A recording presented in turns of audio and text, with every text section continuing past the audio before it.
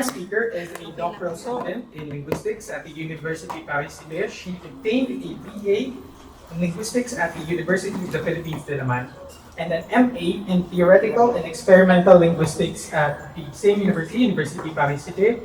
Her previous work includes the documentation and description of Filipino languages, research on discourse markers in pragmatic particles, as well as the analysis of some linguistic and paralinguistic indicators of personality. She is currently a visiting research fellow at the UP Department of Linguistics, where she is developing a spoken corpus for Tagalog to support her doctoral research on discourse markers. To give her talk on discourse markers in contact, investigating like and parang in Tagalog-English bilingual speech, let us welcome Ms. Patricia Camus. Ayun, hi everyone. Sorry, konting commercial break lang kailangan. May technical difficulties. But anyway, na-mention na yung topic ng presentation ko. But let's first start to watch this short video para lang exercise. Observe tayo ng language. Like, parang, I'm so honored talaga eh. You know what I'm saying? Like, it's just so flattering and kasi parang hindi ko na ma-express like my emotions. Ganon. Okay, so I don't know if narinig nyo hanggang sa likod, pero any observations at least dito sa mga nasa harap? Ano yung masasabi nyo dun sa narinig nyo, girl? Masasabi ko. Yeah. I mean, observation. Very stand out yung R po para sa akin. Yung? Yung R. Yung R, yeah, tama. Very nag-stand out yung R niya. What else? Yes? The use of parang po. Yeah. That's true. So, yung paggamit niya ng parang at like.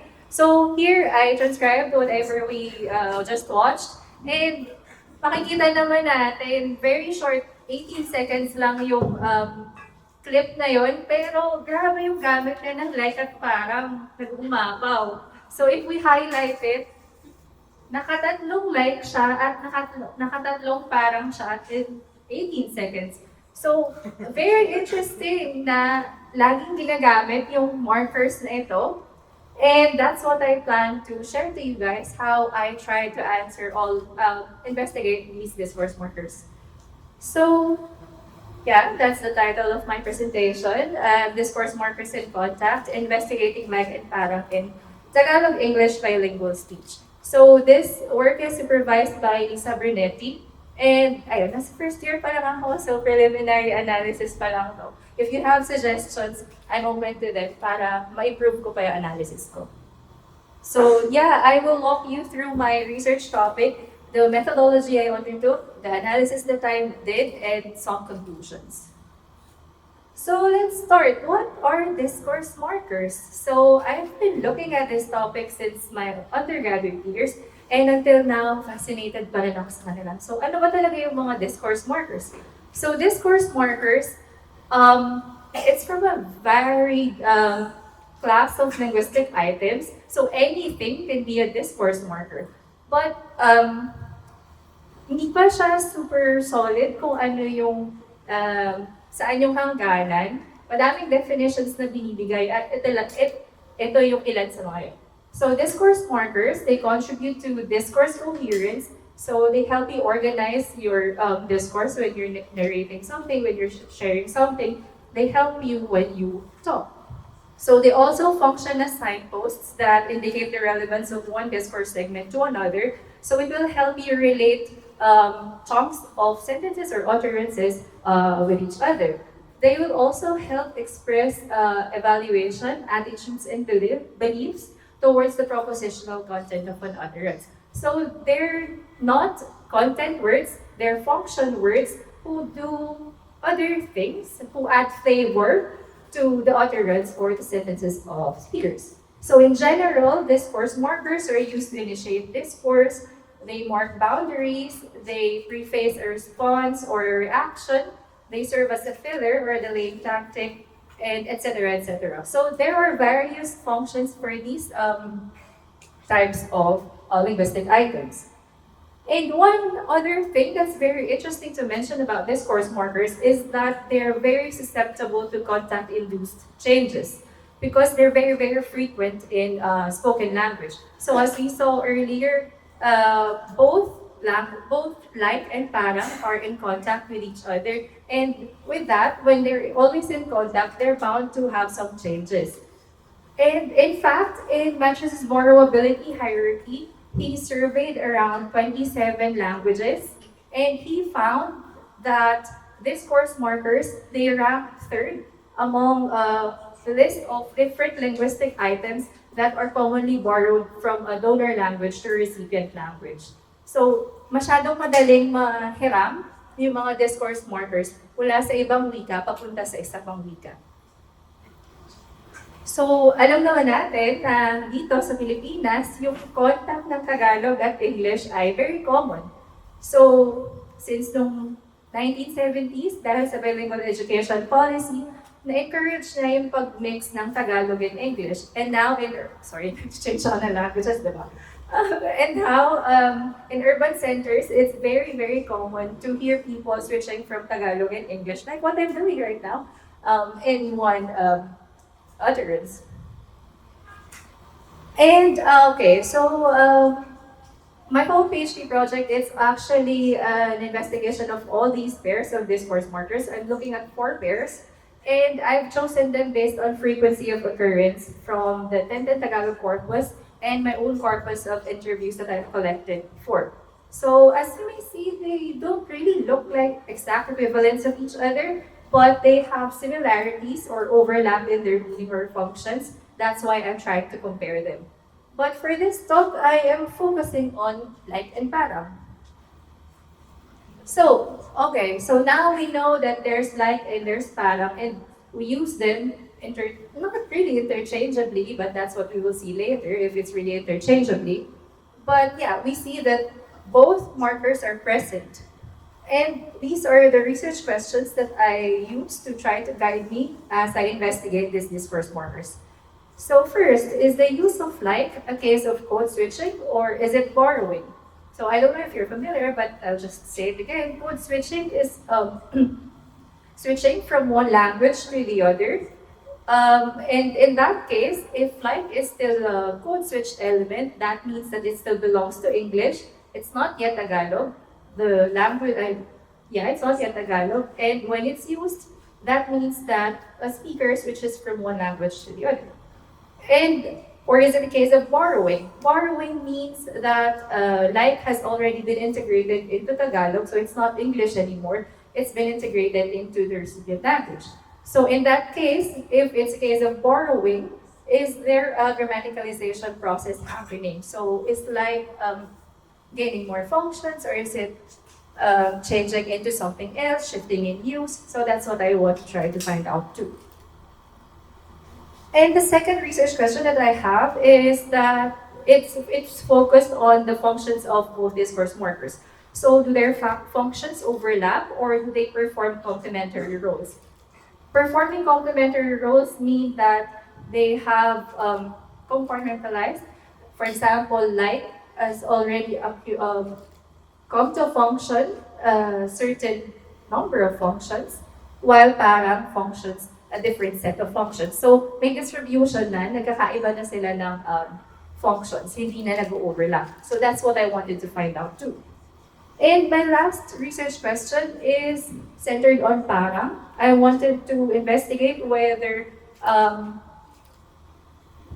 there any changes that can be observed with parang as a result of contact with English, such as expansion in meaning or shift in its use? And if this is happening, is there a grammaticalization or even pragmaticalization that's happening with parang? So all of these, I try to answer because I'm interested in looking at the state of these two discourse markers in Taglish speech. So to answer these research questions, what I did was to perform a corpus study. So I guess familiar naman kayo sa corpus study. I guess. So if not, I'll just tell you.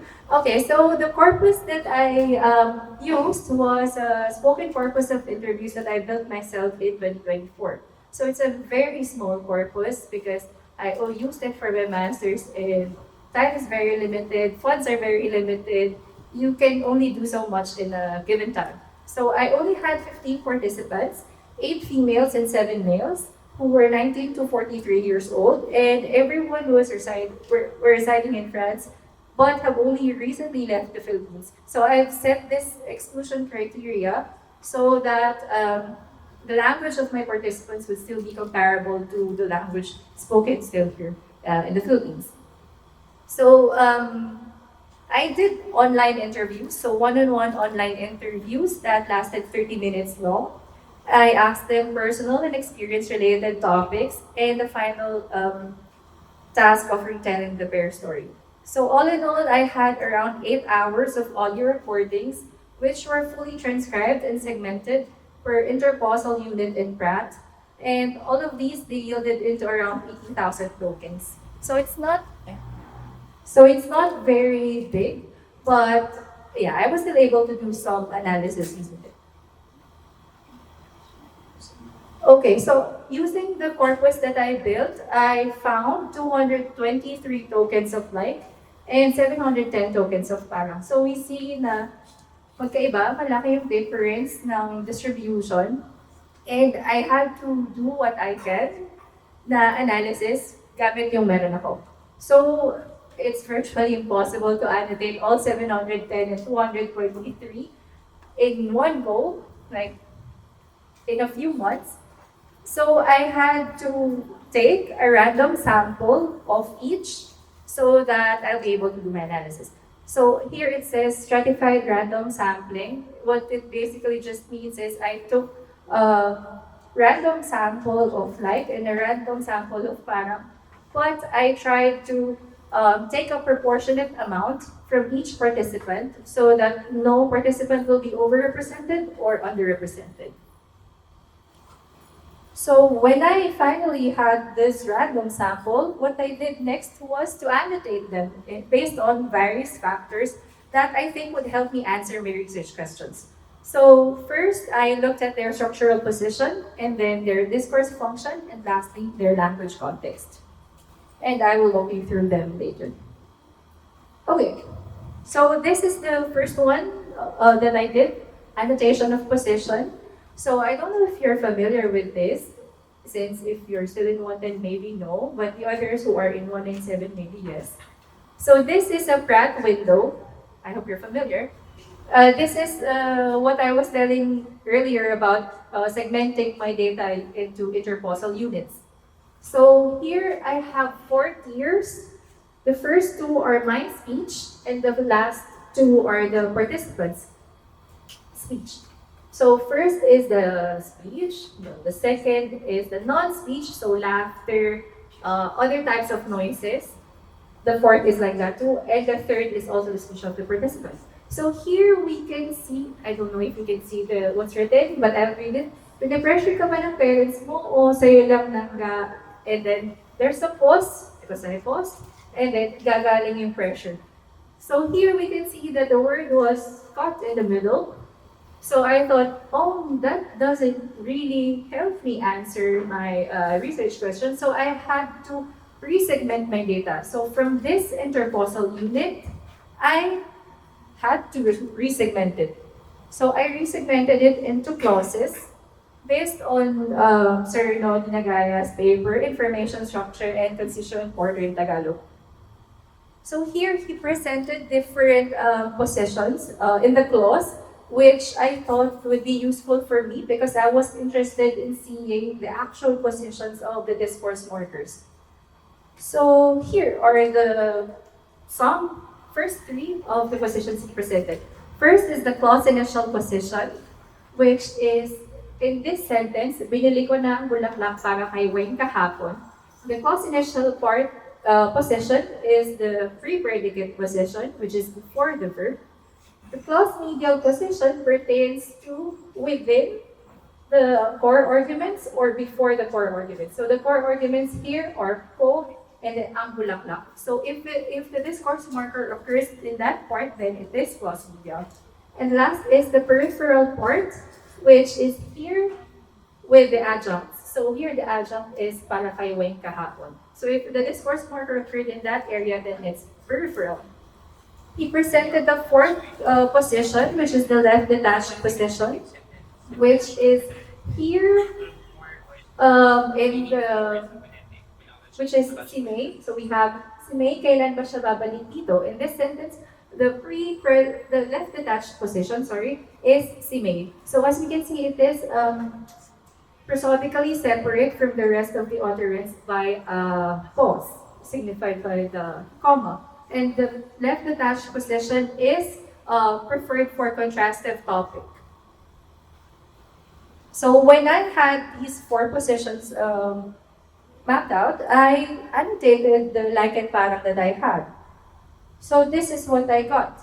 So just rough numbers of or rough distribution of both like and parang. As we can see from these numbers, the favored position of both like and parang is the clause initial position. And second to that is the clause medial position and less of the left detached and peripheral positions. So if we, just to make it easier to look at the numbers, we can see here in red are the clause initial positions, which is the highest for both like and parang. Second is the clause medial in green, which is the same for both markers, but less for the left detached in blue and brown for peripheral. So here, when it comes to position, there's really not much difference that we can see between like and parang. But remember, it's given the data that I have. It's a very small sample, and we should be careful in saying or generalizing things. Okay. So after that, I also looked at the function. So to do the annotation of function, I think it's the most difficult part, but I had to do it if I want to explore the discourse markers that I'm looking at. So here I listed some names that I had to read and to synthesize in order to come up with an annotation scheme that I can use for the annotation of function. So as you can see, there's a ton of references for like. It's been studied since, I don't know what's the earliest, 1983 I think. I'm pretty sure there's more before that, I just haven't listed them. But yeah, so there's a lot of studies done on like already. But if we look at parang, it looks so sad. There's just a handful of people who studied it already, as far as I know. Because maybe baka hindi ko lang nakita yung iba pa. But yeah. Anyway, so from Bloomfield to Tan, 2024, yun lang. And one thing that I'd like to point out though is that from Bloomfield up to Doc Maliksi, the description of parang is that it is a comparative marker or a resemblance marker. So it's just to indicate similarity. It was never described as a discourse marker, not until my paper, I'm so sorry, and Tan's paper. I think she was an undergrad here. Yeah, so she looked at parang as a discourse marker as well. And with Tan and Mazan, there was also a different definition for parang, which is that it is an epistemic modal. So anyways, after reading all of these references, I came up with this list of functions. So the ones in bold and capitalized type font are the general or the umbrella terms for the functions. So we have 5: elaboration, hesitation, hedging, non-discourse marker use, and others. And the ones in bullet points are the more specific type of functions. Okay, I'll just say some brief description of each. So elaboration, when we say that a person is elaborating, they're adding more information to what they're saying. When it's hesitation, they're trying to search for their appropriate expression, or they're trying to search for what to say next. When it's hedging, it means that the person is uncertain or about what they're saying, or what they're saying is inexact. When it's non-discourse marker use, it's just an umbrella term for all these that I don't consider as discourse marker usages. For example, marking focus, which is highlighting the most salient part of an utterance. Qualitative is quoting discourse or an indirect discourse or a thought or a feeling. Comparative is what the other authors have described before, that it indicates similarity. And others. Others are general extenders, for example, something like that, or parang ganun. Those things are part of that. Complex lexicalization is like. And for like, we also have affix, which is like-minded or both like. So those are not discourse marker usages. That's why I put them in others. And for like, again, we have another function, which is the verb. So I like languages, I like fruits, I like blah, blah, blah. So those are part of the others. And I did not include them in my analysis. So all of those others that I've seen are excluded from my analysis. So the 170 tokens each don't include any of the others tokens. Okay, so just some examples. I won't be able to give examples of everything because we don't have the time. But some examples here that I can show you. So for example, for specification, here the definition is that the speaker specifies certain aspects of the utterance to disambiguate components which may be misinterpreted or seem too vague. So here the speaker is adding more information to their story or narration. So here, both like and parang, we can see examples here. So all of the examples on the left are for like, and the examples on the right are for parang. So, for example, participant B is talking about her master's degree. I'll read it. So, nung master's, hindi rin ako nag-scholarship. May parang funding lang ako na nakuha, but like, just to go to Germany. So here, I categorized like as a specification like, because the speaker is actually specifying the type of funding that they got. So what type of funding? It's a funding they can use to go to Germany. And for parang, it's also something like that. So here, participant R is talking about her fellow Filipinos not wanting to go back to the Philippines. I believe ang fear is, wala naman kasi talaga silang doon na parang babalikan ng trabaho. So here, what is being specified is the route and what type of route it is, the job that they can return to. Sorry. It's okay. Okay, for hesitation, here we have, here it informs the listener that the speaker is searching for the appropriate expression, and after succeeding in finding it, proceeds to the syntactically related sequence. Here, there's no syntactic clause, so they hesitate, but they still continue their train of thought. So for example, here we have participant Q introducing herself. Okay, so I'm currently like M1 student. So here I categorized it as hesitation because, yeah, no syntactic clause, but the speaker was able to continue her utterance, even if there are filled pauses. So is a filled pause. So even if there are filled pauses there, the speaker was still able to continue her utterance. And for parang, it's also something like that. Here, we have parang, and then other types of disfluencies. Ano bang tawag dito? Ano din. So, those are other indicators that the parang or the like there might be indicating hesitation when there are also filled pauses present in the utterance. For epistemic hedge, here the speaker's words are an inexact formulation of what they have in mind, and it is the truth value of the proposition that is affected or attenuated. Here, for like, participant Q is talking about her journey of moving to France. So I'll read it, and then so the second time, like I stayed for kind of like long-ish na 3 months, is to apply to schools. So I got it, tapos finally nag-move na ako ng September. So here we have like that is very close to kind of and ish. So here again we have something else that's indicating that the speaker is not really sure about what they're saying. So besides like, we also have other markers in the utterance that indicate like what it is, what it means. And for parang, here we have the speaker for this retelling the pair story. Kinuha niya yung basket, sumakay siya ng bike niya, tapos nag-drive na siya. Dun sa may parang talahiban, ay nakasalubong siya isang babae na nag-bike. So here, the addition of parang there indicates that the speaker is not really sure. Is it a talahiban? So that's what parang does in that case.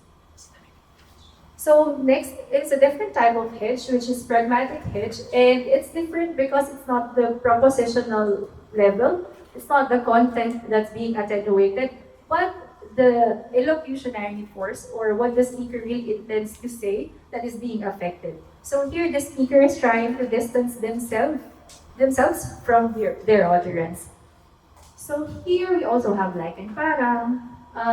For like, participant always talking about why she wants to change the nationality of her parents if given the chance. She wants to change it because of the privileges of being a European. It's so random that people on where you're born, it has so much to do with your possibilities. I mean, very relevant now. Like, let's say if you're born in Palestine, for example, and compared to being born in a European country, or as like a white straight male, for example, diba? So here, I think that like there is trying to attenuate the mention of the term white, that the speaker might be trying to distance herself from a term that can come as strong. For parang, what we have here is participant B talking about her internship experience in Freiburg. Tapos, yung working conditions doon, parang sobrang, I don't know if I can say this, pero parang sobrang strict nila with like time and everything, compared dito sa France na medyo mas relaxed. So here, as we have seen in the other example, there are other indicators that the speaker is trying to distance themselves from the utterance. Here, the speaker said, I don't know if I can say this. And with that, we can also see that the addition of para indicates that the speaker is not really fully committing to their utterance. Qualitative is introducing direct discourse or thought or feelings. So here we also have examples for both like and parang. So I put the quoted utterance inside quotation marks. So the quoted utterance here is like, bakit ako mag-a-apply, hindi naman ako papasa. Like, ano bang credentials ko? So the introduction of those utterances are like in this case, and in the other case, doon by parang, so I'll read it. Hindi ko po nilalahat, pero sinasabi ko lang po yung totoo. Talagang hindi naman po mawawala sa Filipino yan, yung pag-multaas. Totoo po, may mga na-encounter po akong gano'n. Yung nag-ask lang po ako, pero parang, sino ka ba? So here, the quoted utterance or the reaction of the other person that the speaker thought that or felt or experienced, it's quoted using parang. And lastly, for the examples of functions that I can present here is the comparative one. So here, as a preposition, it means similar to, somewhat resembling, characteristic of, or as for example. And as a conjunction, it means in that way or as if. So here we have a comparative like, where the person is talking about her master's in France. I'm doing my master's in Dijon. If you know it, like the mustard Dijon. So the place, she's comparing it to the mustard itself. And for parang, we can also see that participant L is talking about her aunt who helped her move to France. Siya po, I asked the participant, siya po ba may pamilya siyang kanya? And then the participant answered, meron naman siyang asawa, pero wala kasi silang anak. So parang ako yung anak niya. Kaya ayun, blessed kasi, di ba may kita ako na kagaya niya. So here, it's also functioning as a comparative device. Okay, so after all that, I have here a distribution table of the different functions for like and parang. So I don't know if you can see it clearly, but the ones in bold are the top functions for both markers. So we can see that for like, the top functions are specification, exemplification, explanation, and hesitation, while for para is epistemic hitch, pragmatic hitch, and qualitative. So parang, interesting, may divide sa kanila. So just to see it more clearly and easily, blue is for parang, for like, and red is for parang. So we can see that, yeah, for specification, like is favored, as well as for exemplification, explanation, reformulation, repair.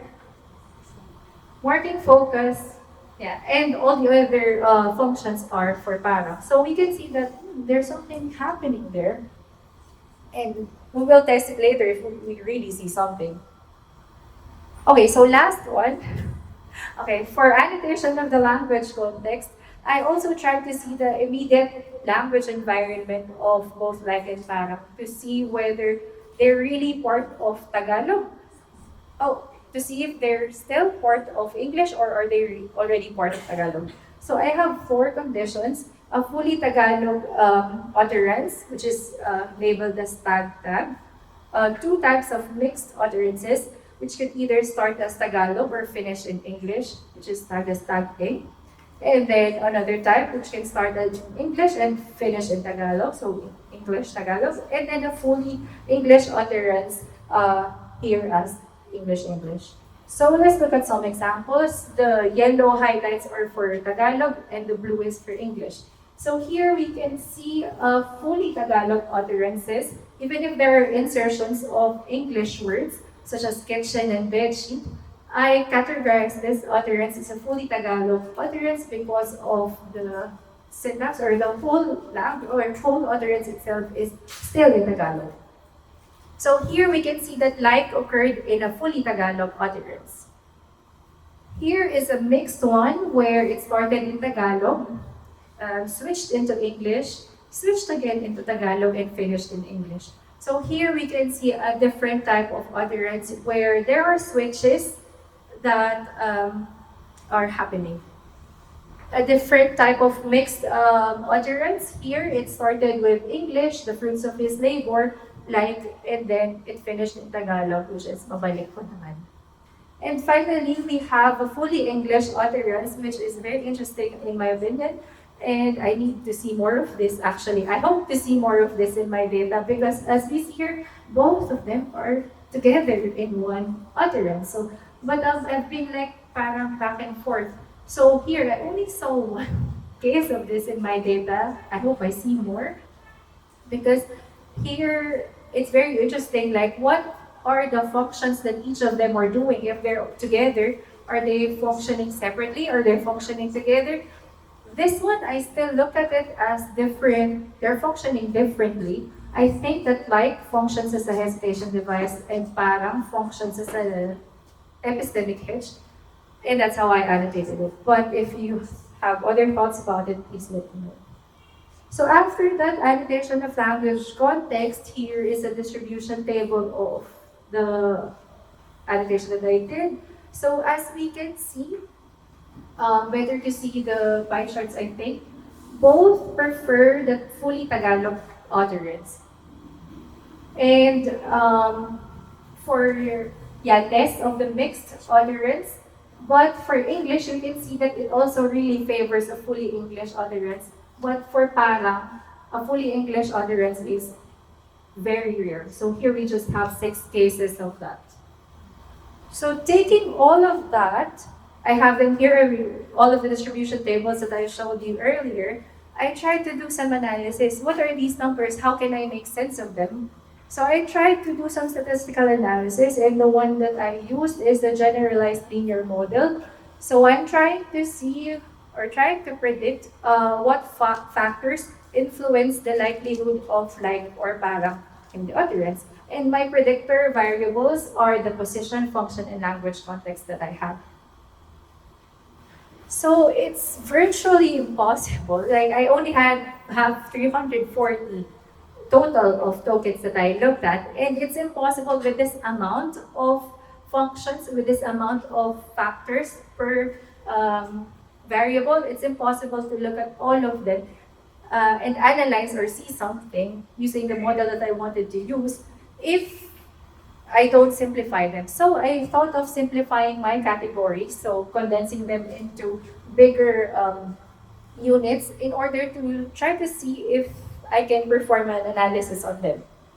So here I condensed the left detached and the clause initial to clause initial, and the clause medial and peripheral to clause medial. Because if you think about it, left detached is just really clause initial, and peripheral is just really clause medial too.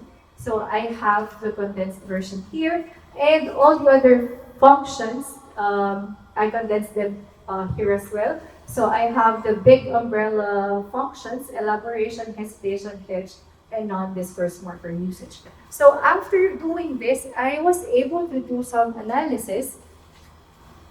So this is the script that I put on R, and this is what I got. So yeah, it's a bunch of numbers, and how do we make sense of it?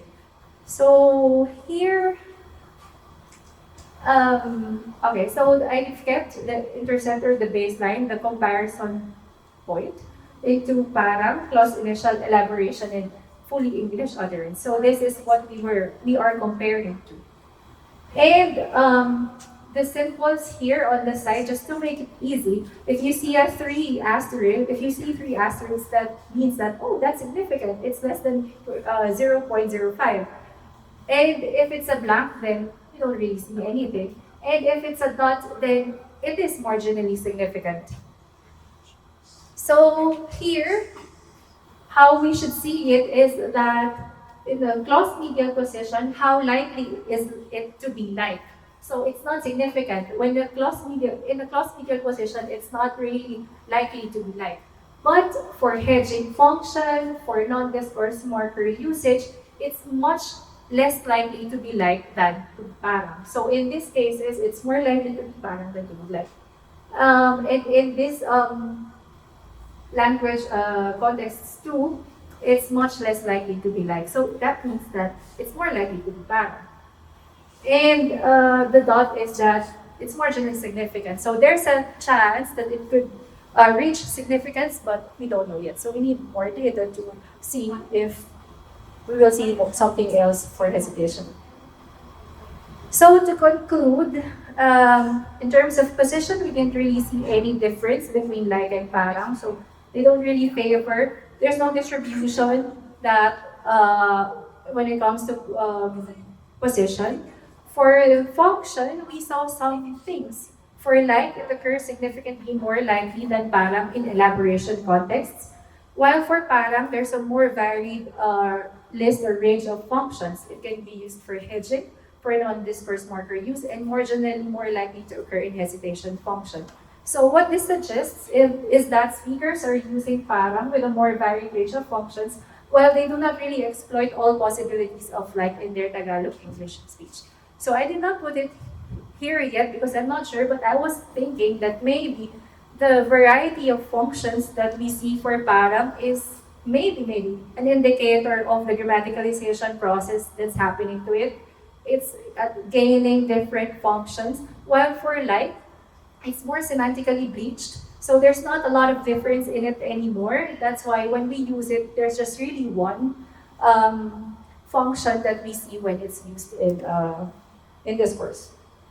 Lastly, for language context, like is significantly more likely to occur in fully English utterances and less likely to appear in mixed or fully Tagalog utterances. While for parang, it's more likely to occur in mixed or fully Tagalog utterances. So we see a significant drop in the likelihood of like to occur in fully Tagalog in mixed contexts. And this supports the idea that like functions as a code switched item still and not yet a borrowing into Tagalog. And here, the present results, they suggest that the use of like is still dependent on the usage of English in discourse. So I just want to reiterate again that the conclusions that I posted here, that I put here, are based on this small data set that I have. So I don't know if the conclusions will hold true as I'm gathering more data right now. So let's see, with more data, let's see what I will find out. Okay, so that's it. These are my references. If you have any questions or comments, feel free. Thank you so much. Really interesting to take a look at both like and parang. Since I believe Briar Tan's previous work was really looking at parang only and comparing it to how different it is or how similar it is to like. So really interesting since we do both use like and parang. So now let's move on to the question and answer portion, because we have 10 minutes of question and answer. So do you have any questions? Please raise your hand. All right, I think we have one over here.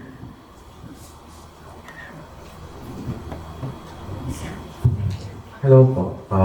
Siguro hindi question, more on comment lang sa akin. So I'm Paul from the European languages. And yung comment ko lang is, very helpful yung presentation kasi nung senior high ako, very similar yung research ko. But I'm from Cebu. So yung research namin is about, parang ganun, but in the Cebuano language. So yung ginamit namin na words is, I'm not sure if familiar kayo, but kuwan and kanan in Cebuano. So, I think it's very insightful for me kasi bakit senior high parang medyo rushed and scuff yung research namin. Although, similar naman ng scope ng research namin sa'yo, like we try to search for what context it's used in and what are its functions when used in discourse. But parang medyo unrefined lang sa amin. So, ano ba sa akin? Sa mga comments. Okay, pero don't quote me yet. Inaano ko pa to, pinapag-husay, pinapabuti ko pa yung analysis pa, so don't quote me yet. Pero what did you find out with Juan?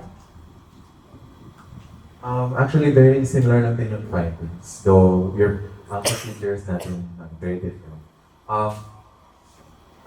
Usually yung ginagamit yung Juan at Kana based on the findings of our research, mainly for like finding somewhat of a filler word to fill in the gaps of speech. For example, when I'm trying to look for words to continue my sentence, usually ginagamit ng mga Cebuano doon is the words Kuan or Kana. So, for example, I'm gonna say Cebuano state using yung discourse markers Kuan and Kana. Ipalit ko Kuan, ipalit ko lapis. In Tagalog, bumili ako ng para lapis. Okay. So, ayun. Yan yung parang findings namin na usually hesitation. Sa hesitation, ginagamit yung words na Kuan sa Cebuano. Okay, thank you. So very similar din naman pala. Okay, thank you. We have another question. Hi, I'm Steffi. I'm a graduate from the BA European Languages program. And my question is, does the social background of the participants matter or does it affect the predictability of the function of like and para?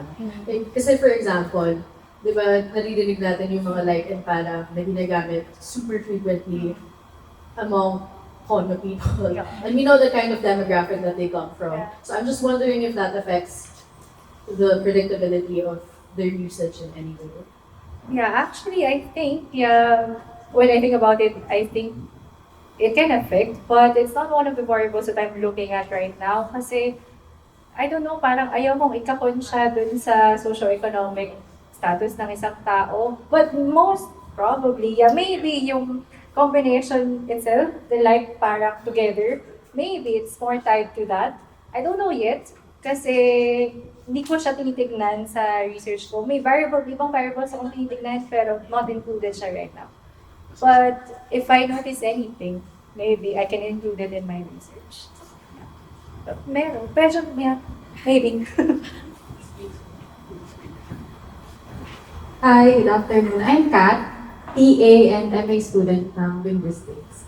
Yung comment or question ko lang, by the way, credit to Sir Brian sa ito-comment ko. Kasi yung parang, one angle you might want to look at ay baka it's undergoing lexicalization process. Kasi para plus linker siya. Diba? So for example, okay, one thing, baka yun yung reason kaya less yung studies sa para compared to like.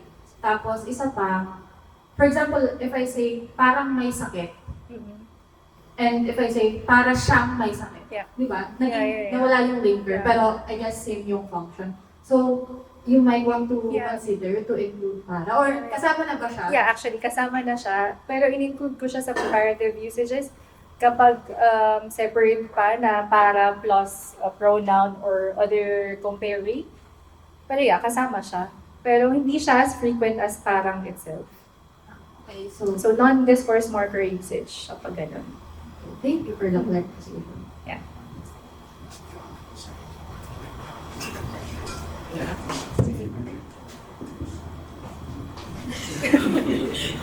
Hello po, my name is Sophia po from Linguistics, and tatanungin ko lang po if there's any like significance po in age demographics when in usage of Wow, parang, well, yeah, that's another variable that I'm not looking at, age. Pero at least, titingnan yung studies sa like, nakita talaga nila yon na, yeah, adolescents yung mas gumagamit ng like, hindi siya characteristic ng speech ng adults. Pero sa atin, so far, sa data gathering ko, I've interviewed some who are a bit older. Ginagamit din nila eh. So, kaya that's why hindi ko rin siya in-include as a possible variable na, or factor na makakapag-differentiate din sa usage ng like. At parang, kasi sa atin parang hindi naman ganon yung nangyayari. Most, ayoko i-reveal yung variable na titigan ko, pero may ibang factor na mas inisip na, baka yun yung mas likely na magdidictate ng difference ng dalawa. Pero yeah, definitely if you want to check like studies, dun sa may references din ako dito, na nakita nila for like na it's tied to age, na younger people tend to use like than adults. Siguro follow-up question regarding that comment. Kasi sinasabihin na nabanggit yung age and naka-reflect of bigla sa sarili ko na pwede magbago yung aking speech style depende on who I am talking to. Yeah. Right? Kung halimbawa kung kausap ko kay dad ko or mas matanda sa akin, siguro hindi lalabas na was like something like that. No? Pero pag kausap ko siguro mas bata, yung mga pamangkin ko, mas lalabas ng konti yung your style siguro ng pagsasalita. So that could be a factor as well. Yeah, definitely. I agree na may effect talaga yung kung sino yung kausap mo, kung sino yung kasama sa conversation. And that's something na pwedeng makontrol sa studies na may set kang standard or set na other interlocutor para makita mo kung ano ba, nagbabago ba sila. Pero, yeah, that's just, that comment na paisip lang ako na just goes to show na gaano kahirap yung ganitong type of research. Kasi may makikita kang, baka may makita kang significant stuff, pero pag may binago kang konti, ay may iba na rin yung lalabas dyan. So, important na, yeah, madaming factors or variables na tignan, tapos hindi rin mag-conclude masyado. Kasi depende lang din naman sa data mo, na hawak mo kung ano yung lalabas na significant. Right. Okay, so may... Unfortunately, parang sige, sa atas. Siguro yung pinaka-last TL natin dito, ito nag-raise kanina si Sir Aaron para, full circle. Ayoko sagutin, charge up lang. Hindi magdadagdag lang ako kasi sa nabanggit ni Sir Isko. Iniisip ko kasi baka dahil na yung interaction between your respondents and also meron kasing perceived na social standing between you and them.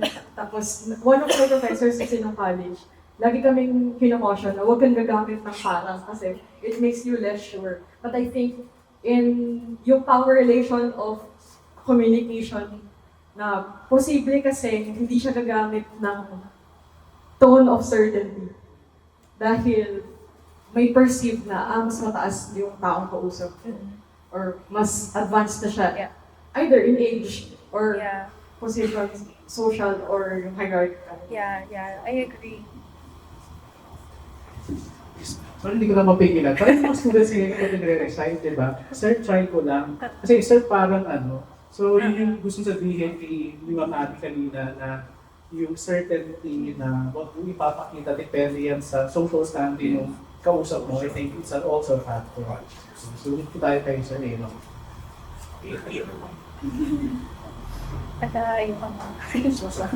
No, siguro I'll separate it in different ideas. Yung una, yung sabi ni Kat na, minsan may form para siyang, gano'n. So paano pa na-separate yung separate yung parang para plus the later. For example, you have parabang or paranamang. Is that analogous with your analysis when it comes to parang, for example? Well, it depends on what comes after the parabang and para namang. Pero usually, the ones that I have encountered that are para are comparative. So, yun din yung sa, nabasa ko about like, na yun talaga yung core na meaning niya, na comparative. Even if may other functions ka na mamamap out dun sa token na yun or sa specific occurrence of like or parang, nandun pa rin yung core meaning niya of being a comparative. So, ito yung pinakita ko sa inyo, nag-assign ako ng isang function for each token na hanap ko.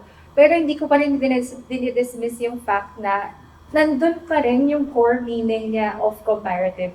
May ano tawag doon?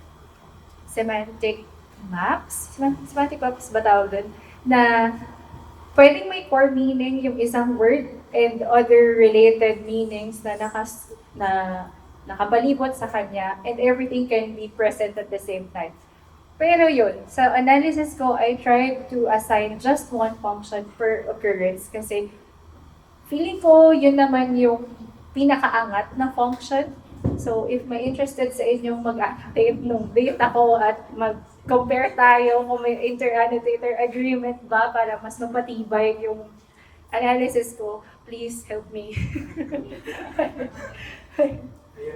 After related yung second point ng sa akong tanong, yung, for example, we have these functions. Meron ka bang function na a bit more social? For example, the social lexicality, you have, you use certain words to signify that you're part of a specific group.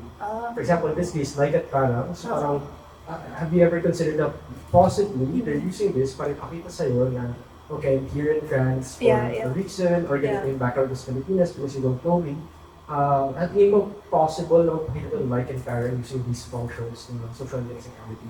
Actually, nung nung nag-try akong mag-synthesize ng functions, kasama talaga yan sa listahan na, baka nag-index ng identity yung like or yung parang na pinapakita na I belong to this group or whatever. Pero so far sa mga na-annotate ko, hindi ko siya nakita. Maybe sa ibang markers na hindi ko pa na-annotate. Pero ayun, definitely may ganun din function yung discourse markers na hindi ko palang nakita dito sa like at parang. Kasi so far sa mga interview ko, wala naman yung super OA na video na pinakita ko na ganun talaga yung pronunciation. Wala naman. So, yeah. Pero yeah, definitely, siguro may ganun na function.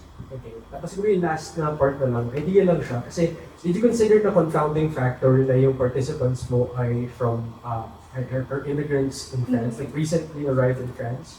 Did you think na, for example, the fact that they were in France means that they had the means to go to France, tapos it means that they would be in, a specific socioeconomic status to be able to go there? Yeah. So, actually, hindi naman, hindi ko na siya kinonsider. Kasi 15 lang sila. Tapos hindi naman, parang out of those 15, parang dalawa lang yung nasa mataas talaga na socioeconomic status. Yung iba, regular people, middle class people. Tapos yung iba, nag-work sa houses, domestic jobs, ganon. So, at saka wala rin akong enough data para ma-compare talaga yung socioeconomic status. Pero, maybe kung may interested sa inyo, na tignan naman yung ibang factors, ibang social linguistic factors na pwede natin ma-connect dito sa discourse markers na to. Why not? May mga 110 daw dito. So, actually, yun nga, kasi kung yung confound, hindi siya nakita before, maybe what you can do sa next na sa current study mo, instead of using a generalized linear model, for a statistical model, you can use a generalized linear mixed model. okay. Where you can indicate the covariates. So covariates yung magiging social kasi nila, or for example, income level, education level. So, makokontrol yung intercepts. Basically, yung regression. Yeah. Actually, ito pa lang yung na-try ko na model sa GLM, pero may sinasuggest din sa akin iba na mag-Bayesian daw ako, pero wala pa kasi akong alam doon, so I will still need to figure out kung paano gamitin. Tsaka, kahit na may significant values tayo nakita kanina, may hangganan din yung ipapakita ng statistics. Hindi ka rin dapat mag-rely totally sa numbers na nakikita. Okay pa din na i-supplement mo siya ng qualitative na analysis para mas malaki mo ano ba talaga yung nangyayari. Yun lang. I'm excited to see kung ano mangyayari sa next na study mo. I'm excited to see kung ano lalabas kung similar to this. Okay. Thank you. Thank you so much. So, ang lalim na ng discussion, and since may research din ako similar sa parang, pero sa buwan naman, medyo tempted din ako na but since lagpas na 4:30 and acknowledge ko lang yung mga nagtaas ng kamay sa likod, if you have further questions or you want to talk more about this, nandito naman si Ms. Camus right after this presentation, and you can talk to her after this, or if hindi na siya mabutan, then you can email the department and we'll forward the questions to her. At this point, pasalamat ulit kay Ms. Camus for engaging us and sharing your knowledge on the use of similitives in bilingual context, so yung like and parang. Again, thank you so much everyone and have a great day.